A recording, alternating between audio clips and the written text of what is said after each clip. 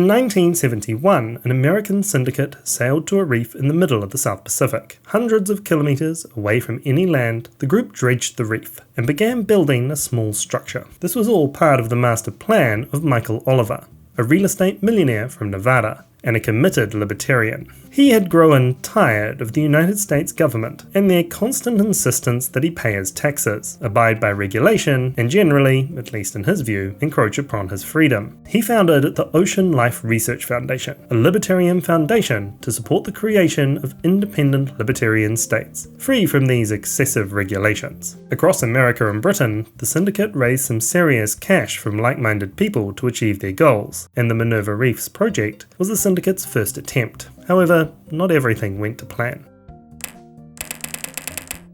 Located south of Fiji and Tonga, the Minerva Reefs are a pair of atolls, the last remnants of a volcano that has eroded into the ocean, leaving behind only a coral reef, ever growing and fighting constant erosion. In this case, these are submerged atolls that don't break the surface of the ocean. With no part above water at high tide, the reefs had largely been ignored throughout history, sometimes ignored to the detriment of unsuspecting mariners, but also ignored to the extent that no nation had claimed sovereignty over the reefs. But the founders of the Ocean Life Research Foundation saw the reefs, unclaimed by any nation, as the literal foundation of their own.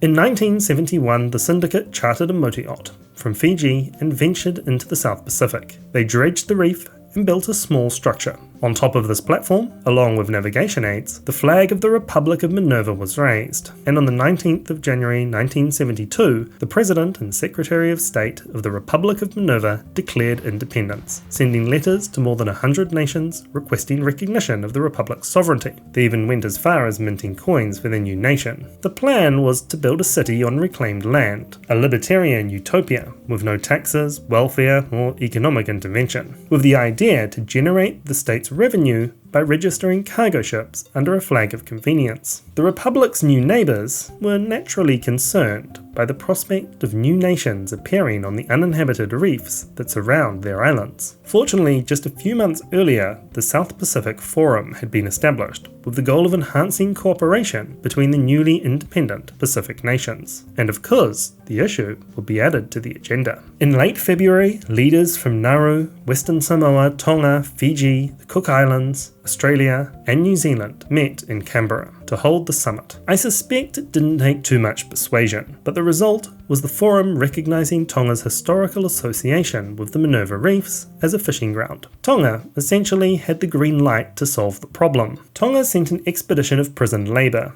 to dismantle whatever of the Republic's structures had survived the ocean's beating and construct their own artificial islands. The King of Tonga himself then proceeded to sail to the reefs to formally claim the title. So, in the middle of the ocean, with everyone in the appropriate ceremonial dress, hymns were sung, prayers were prayed, the king made his proclamation from the safety of his ship, of course. The national anthem played, and on the tiny artificial island, the Tongan flag was hoisted before soldiers fired a salute. The reefs, and a 12-mile territorial limit around them, were now Tongan. Those from the Republic of Minerva backed off, and the world, except perhaps right-wing libertarians, breathed a sigh of relief.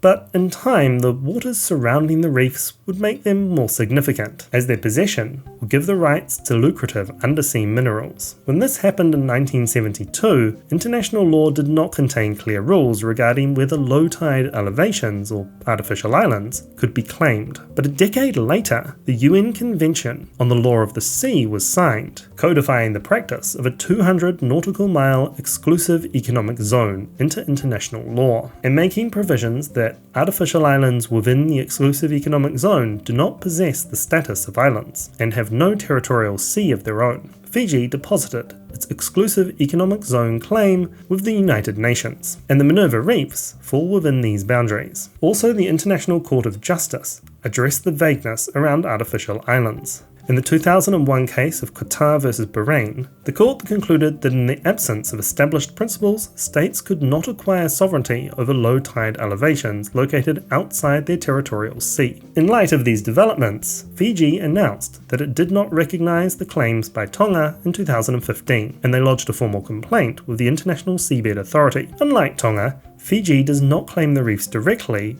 but as part of their exclusive economic zone. Nevertheless, the territory has been in dispute ever since. For the most part, this has been a peaceful disagreement. However, diplomatic tensions increased around 2010. The Fijian Navy was deployed to the reef to destroy navigation lights built by Tonga at the entrance to the lagoon. Tonga replaced the equipment only to see the Fijian Navy destroy it again in May 2011. Again, the Royal Tongan Navy was sent to replace it and to reassert Tonga's claim over the territory. Bloodshed, though, was avoided by the Fijian Navy ships in the vicinity reportedly withdrawing as the Tongans approached. Somewhat amusingly, in 2014, the government of Tonga proposed to trade the Minerva Reefs with Fiji in exchange for the Lau group of islands. Given the deal would have doubled the size of Tonga's waters, it was understandably described as so one-sided there is a danger it could be seen as a political joke, and Fiji didn't respond. As for the Ocean Life Research Foundation, it was reformed as the Phoenix Foundation and attempted to establish libertarian states, somewhat more violently, in the Bahamas and Vanuatu. Both attempts failed.